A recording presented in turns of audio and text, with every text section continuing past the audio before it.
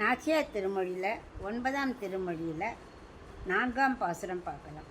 பைம்பொழில்வாள் குயில்காள் மயில்காள் one கருவிளைகாள் பம்பங் களிகனி களங்கனிகாள் வண்ணப்பூவை நறுமலர்கள் ஐம்பெரும் பாதகர்கள் அணிமாலிரும் சோலை நின்ற எம்பெருமானுடைய நிறம் உங்களுக்கு என் செய்வதே.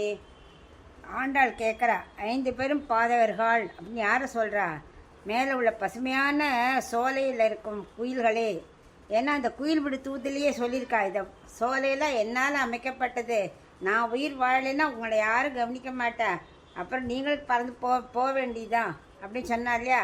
அப்படி என்னால் வளர்க்கப்பட்ட பசுமையான சோலையில் இருக்கும் குயில்களே, குயில்னாலே மயிலும் இருக்கும், மயில்களே. அப்புறம் ஒன் கருவிளைகாள் காக்கணம் பூக்களே, காக்கணம் செடியிலேருந்து பூக்கள் வரும் சொன்னோமே, அதான் கருவிளம் பூ. அப்புறம் கருவிளம் பூக்களே, அப்புறம் களங்கனிகளே, அது ஒரு கலாங்கனின்னு ஒரு பழம், கலாங்கனிகளே. அப்புறம் காயாம்பூக்களே. இப்படி 5 தான் பாதகர்களாக இருக்கான். ஏன்னாக்க அவள் எல்லாரும் எப்படி இருக்காளாம், அப்படியே திருமாலிரும் சோலையில் இருக்கிற அழகரோட நிறத்தை கொண்டு அப்படியே இவளுக்கு வந்து நினைவுபடுத்தி இவளை அப்படியே மனசு அப்படியே நோகடிக்கிறதுகளாம். அவள் சொல்கிறா, நம்மெல்லாம் சேஷபூதர்கள், பகவான் மட்டும்தான் சேஷி. அப்போ நீங்கள் என்ன பண்ணணும், என்னோட சேர்ந்து எனக்கு உதவியாக இருக்க வேண்டாமோ? நீங்கள் பகவான் நிறத்தை கொண்டு வந்து என்னை நலிகின்றீர்களே அப்படின்னு சொல்கிறா. அப்படி இருக்கும்போது உங்களுக்கு எதுக்கு அந்த அழகரோட நிறம்?